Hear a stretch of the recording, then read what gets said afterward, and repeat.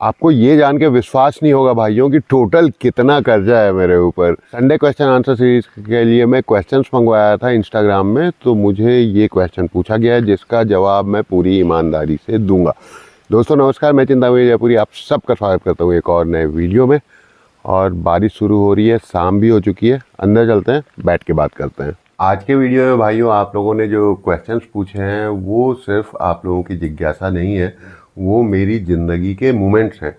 कुछ लोगों ने पूछा कि कितना कर्जा है, कुछ लोगों ने पूछा कि यूट्यूब से कितनी कमाई हो रही है, कुछ लोगों ने पूछा कि आप खुश तो हो। ये न सिर्फ क्वेश्चंस हैं, ये सब मेरी असली ज़िंदगी के मोमेंट्स हैं। साथ ही साथ आप और मैं जो कनेक्शन शेयर करते हैं, जो अपनापन फील करते हैं, वो है। तो इन सारे प्रश्नों का मैं पूरी ईमानदारी से बिना किसी फिल्टर, बिना किसी ड्रामा के जवाब देने वाला हूँ। भाइयों ये क्वेश्चन आंसर 5 सेक्शन में है। पहले सेक्शन में हम लोग लाइफ, कर्जा, इन सब चीज़ों के बारे में बात करेंगे। दूसरे सेक्शन में यूट्यूब इनकम और जॉब के बारे में बात करेंगे। तीसरे सेक्शन में फार्मिंग और बिजनेस रिलेटेड बातचीत करेंगे। चौथे सेक्शन में राइड्स और डेली लाइफ से संबंधित क्वेश्चंस हैं। पांचवें सेक्शन में माइंडसेट, मोटिवेशन के ऊपर जो क्वेश्चंस आए हैं उस पर बात करेंगे। सबसे पहला क्वेश्चन है धीरू-93, ये पूछते हैं कितना कर्जा है आपके ऊपर भाई? फॉलोवर फॉर फॉलो, आप इतने कर्जे में कैसे आए और 2024 में ऐसा क्या हुआ जिसे आप अपनी लाइफ का वर्स्ट ईयर कहते हो? सबसे पहला क्वेश्चन है धीरू_93 पूछते हैं कितना कर्जा है आपके ऊपर भाई? फॉलोवर फॉर फॉलोअर, आप इतने कर्जे में कैसे आए और 2024 में ऐसा क्या हुआ जिसे आप अपनी लाइफ का वर्स्ट ईयर कहते हो? अमीर श्री जी कहते हैं what is your total financial liability? Atul Jaiswal ji पूछ रहे हैं घर का गुजारा कैसे चल रहा है आजकल? और विकास जी बोल रहे हैं कि वॉचिंग यू सिंस 2016-17, जब जब आपका वीडियो देखते हैं लगता है कोई अपना आदमी को देख रहे हैं। टोटल कितना कर्जा है आप लोगों के ऊपर?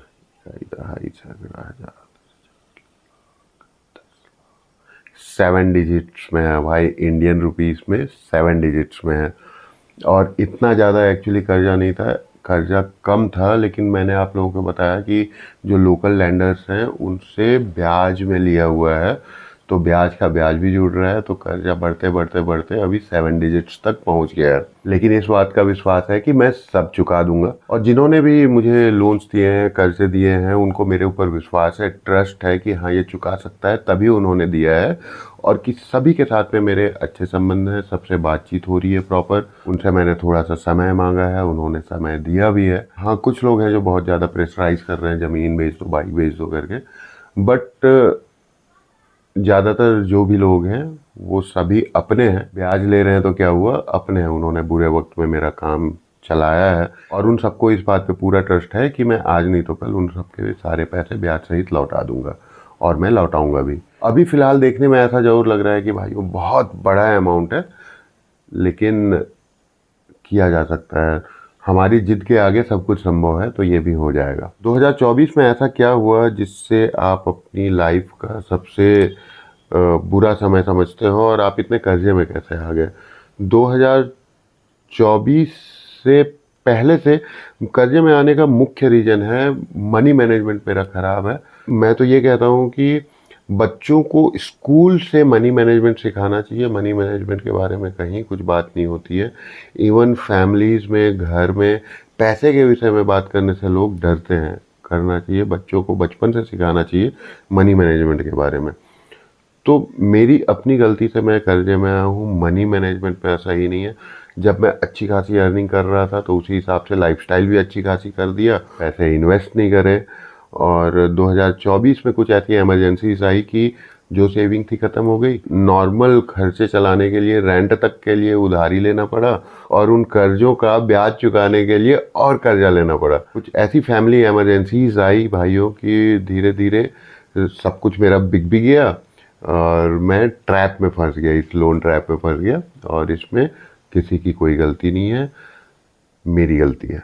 और इन गलतियों ने बहुत सबक सिखाया है, ज़िंदगी सबक सिखा रही है, और मैं आगे भविष्य में इस तरह की कोई गलती नहीं करूँगा। और जैसे अतुल भाई ने पूछा कि घर का खर्चा कैसे चलता है, गुजारा कैसे चलता है, तो अतुल भाई क्या होता है ना, इनकम के हिसाब से हम लोग एडजस्ट कर लेते हैं। इनकम कम है तो कम में भी गुजारा चला लेते हैं। तो और चलाना भी चाहिए। ये गलती मैं पहले किया था कि मेरी जो लाइफस्टाइल अच्छे इनकम के समय थी, वही लाइफस्टाइल जब मेरी इनकम घटी तब भी मैं वही मेंटेन करने की कोशिश किया, जिसके चलते फाइनेंशियल बर्डन बढ़ते गया लगातार मेरे ऊपर। तो अभी मैं अपना खर्चा एकदम कम कर दिया हूँ। जो जितना आ रहा है, जितनी इनकम हो जाती है, उसी के हिसाब से मैं अभी चल रहा हूँ। बिल्कुल खर्चा कम करके चल रहा हूँ। अब तो ऐसा लग रहा है कि जब इनकम बढ़ जाएगी तब भी मैं अपना लाइफस्टाइल ऐसा ही सिंपल सादा रखूँगा, खर्चा कम रखूँगा। अब नेक्स्ट सेक्शन की तरफ बढ़ते हैं, यूट्यूब इनकम और जॉब के विषय में। अभिषेक जी बोल रहे हैं, चिंतामणि जी आपने अभी तक यूट्यूब से टोटल अर्निंग कितना किया है? आपने जब ये क्वेश्चन पूछा तो मैंने अपना डैशबोर्ड चेक किया, मुझे भी जानने की इच्छा हुई और उसके रेवेन्यू सेक्शन में जाके मैं लाइफ टाइम इनकम सर्च किया। तब पता चला कि अभी तक मैं यूट्यूब से 13,40,000 समथिंग रुपए ही कमाया हूँ। ब्रांड डील्स और स्पॉन्सरशिप तो अलग है, और सारे यूट्यूबर्स का मेन जो इनकम का सोर्स होता है वो ब्रांड डील्स, स्पॉन्सरशिप और एफिलिएट इनकम होती है। और यूट्यूब रेवेन्यू क्योंकि इंडिया में बहुत कम है, यहाँ पे आरपीएम सीपीएम बहुत कम है। यूएस वगैरह में सेम व्यू पे कई गुना ज़्यादा पैसे मिलते हैं, लेकिन इंडिया में बहुत कम है। और ख़ासकर जिस कैटेगरी में मैं हूँ, व्लॉगिंग कैटेगरी में, तो और रेवेन्यू कम है। टेक कैटेगरी है, फाइनेंस कैटेगरी है, उनमें रेवेन्यू ज़्यादा होता है। राइडर 128, हाई सर, यूट्यूब से कितनी इनकम हो जाती है अप्रॉक्सीमेटली? अगर मैं अभी की बात करूं, जब से मैं रायपुर से गांव आया हूं तब से कुछ महीने अच्छे गए। जो मेरी सबसे अच्छी इनकम रही है वो 35-40 हज़ार के आसपास रही है। और मिनिमम की बात करूं तो कई बार $100 भी टच नहीं हुए हैं, मतलब 8 हज़ार, 8,500 भी टच नहीं हुआ है। यूट्यूब क्या है, $100 का थ्रेशोल्ड होता है।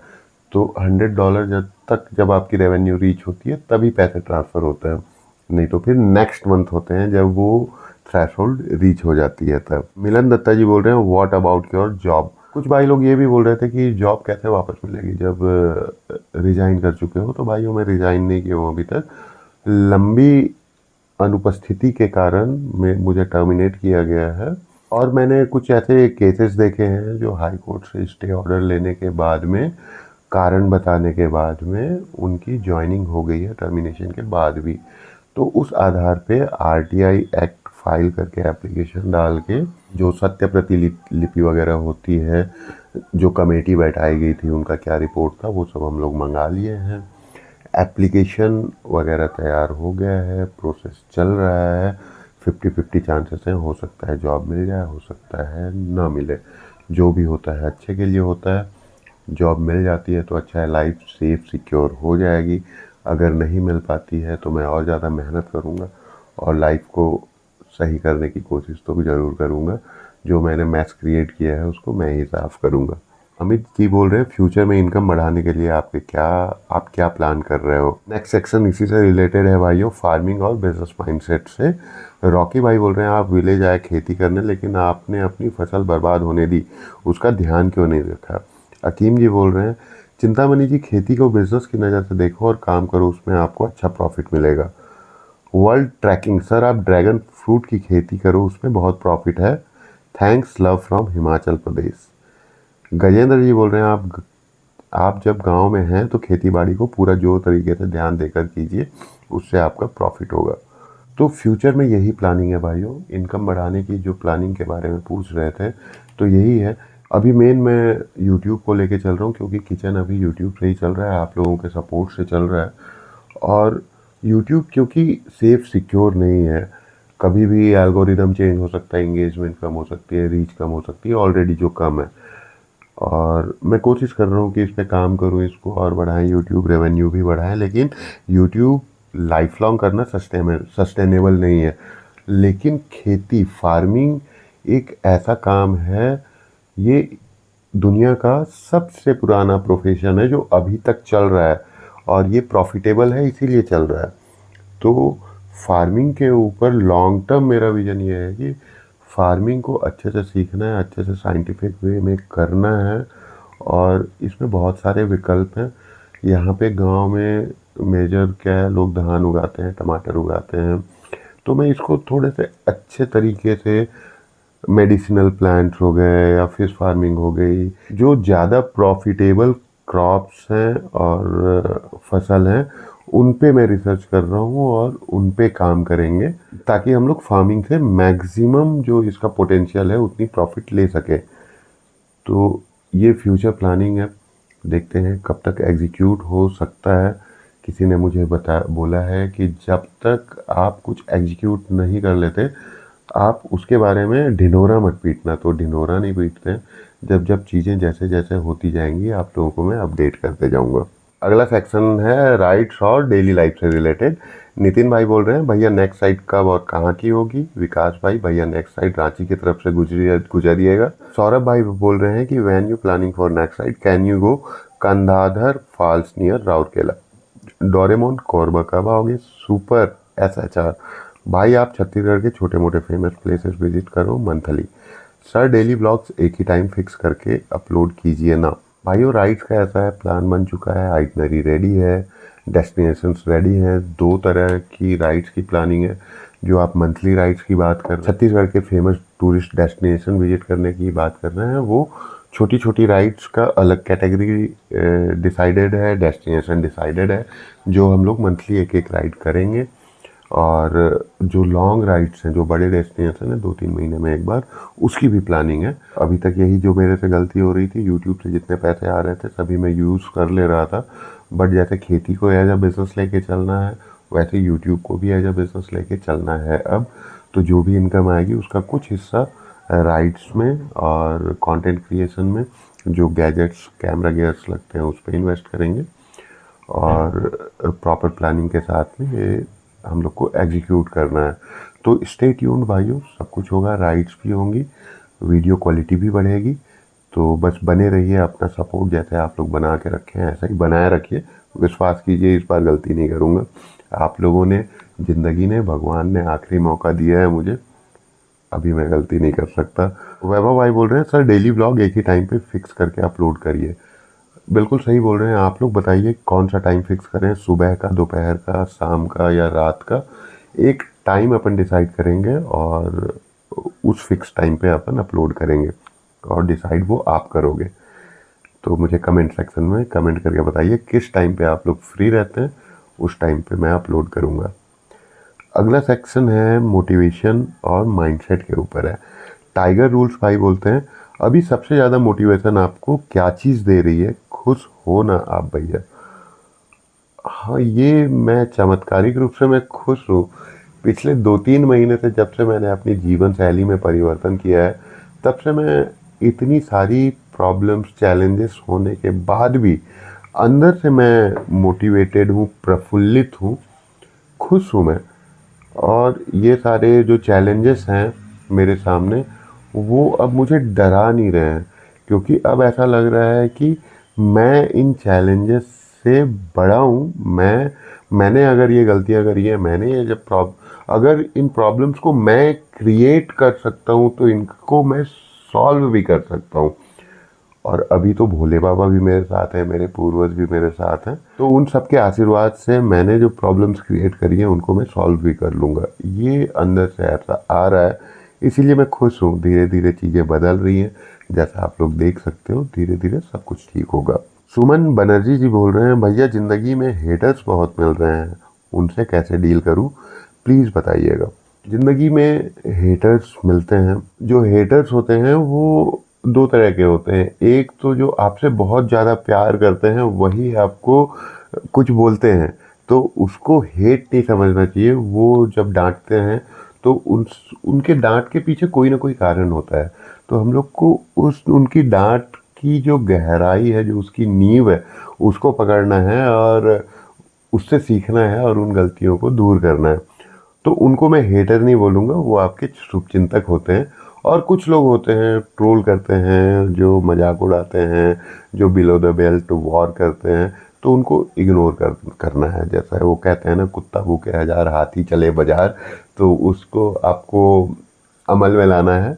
और उन कमेंट्स को या फिर उन हेटर्स को बिल्कुल इग्नोर कर, अगर आप चाहो तो उनको ब्लॉक भी कर सकते हो, अपनी लाइफ से डिलीट भी कर सकते हो। मोक चैन रियलिटी बोल रहे हैं आपके हिसाब से सक्सेस ज़्यादा मेहनत से मिलती है, सही सोच और पेशेंस से सब चाहिए। सक्सेस के लिए मेहनत भी चाहिए, सही सोच भी चाहिए, धीरज भी चाहिए, ऊपर वाले का आशीर्वाद भी चाहिए, लोगों का सपोर्ट भी चाहिए, किस्मत भी चाहिए, लक भी इम्पॉर्टेंट है। राहुल राज जी बोल रहे हैं, जवानी में क्या गलती नहीं करनी चाहिए। जवानी में टाइम वेस्ट नहीं करना चाहिए, मनी मैनेजमेंट पे काम करना चाहिए, अपने आप पे काम करना चाहिए, पैसे कमाने पे काम करना चाहिए और उन पैसों को बचा के सही इन्वेस्ट करने पे काम करना चाहिए। जवानी में बहुत सारे डिस्ट्रैक्शंस होते हैं, आप लोग जानते हो क्या क्या डिस्ट्रैक्शन हैं। और अभी तो सबसे बड़ा डिस्ट्रैक्शन आपके हाथ में जो मोबाइल है ना, जिस पे आप ये वीडियो देख रहे हो, ये सबसे बड़ा डिस्ट्रैक्शन है। तो जवानी में बिल्कुल टाइम वेस्ट नहीं करना चाहिए। टाइम वेस्ट तो लाइफ में कभी भी नहीं करना चाहिए। टाइम हमारे पास बहुत कम है। हम लोग एक एक क्षण जो सेकंड घड़ी टिक टिक टिक टिक कर रही है ना, मौत की ओर बढ़ रहे हैं हम लोग। टाइम बहुत कीमती है, बहुत कम है हमारे पास, सही उसको यूज़ करना चाहिए। तो जवानी में टाइम वेस्ट नहीं करना चाहिए, डिस्ट्रैक्शंस के पीछे नहीं भागना चाहिए, पैसा कमाने पे ध्यान देना चाहिए भाइयों। देवेन भाई बोल रहे हैं, क्वेश्चन नहीं है, बस यंग एंड मोटिवेटेड लग रहे हैं आप, बस अब नज़र ना लगे। Thank you very much Deven भाई, क्योंकि मैं अभी अंदर से खुश हूँ, प्रफुल्लित हूँ, इसीलिए मैं आपको अच्छा लग रहा हूँ। और हेल्थ पे काम करना तो अब दिनचर्या का हिस्सा ही हो गया है। मैं सात्विक भोजन कर रहा हूँ, अपनी डाइट पे ध्यान दे रहा हूँ, परिश्रम कर रहा हूँ, पर पसीना बहा रहा हूँ, तो उसी का एक ग्लो शायद आपको नज़र आ रहा होगा। तो धन्यवाद इतनी तारीफ के लिए। अगला जो क्वेश्चन आंसर होगा भाइयों, उसको थोड़ा सा एक्साइटिंग बनाने का मैं सोच रहा हूँ। आप लोग अगर चाहो तो वीडियो क्वेश्चंस भेज सकते हो, ताकि मैं अपने नेक्स्ट क्वेश्चन आंसर वीडियो में उसको शामिल करूँ। आप लोग अपना मोबाइल उठाइए, 15 से 20 सेकंड का वीडियो आप लोग रिकॉर्ड करिए अपने क्वेश्चन और मेरे पास भेजिए इस ईमेल आईडी पे, और मैं नेक्स्ट क्वेश्चन आंसर सीरीज में आपको फीचर करना चाहता हूँ। और अगर आप कैमरा शाई हो तो इस वीडियो के कमेंट सेक्शन में आप अपना क्वेश्चन पूछ सकते हैं, मैं उनसे भी कुछ क्वेश्चंस पिक करूंगा। उम्मीद है कि आज का संडे क्वेश्चन आंसर वीडियो आपको अच्छा लगा होगा। अगर ये वीडियो अच्छा लगा होगा आपको तो पक्का लाइक करना, एल्गोरिदम के लिए कुछ ना कुछ कमेंट कर देना, ताकि मेरी रीच बढ़ेगी। आजकल हाइप का ऑप्शन आ गया है, तो वीडियो भी हाइप कर दीजिए, जो कर सकते हैं कर दीजिए। अपने दोस्तों के फ़ोन से मेरे को सब्सक्राइब कर दीजिए। भाई लोग फुल ताकत के साथ सपोर्ट करिए, मैं फुल ताकत से अभी वीडियोज़ बना रहा हूँ, आप लोग भी अपना फुल पावर दिखाइए। और मिलते हैं अगले वीडियो में। हर हर महादेव।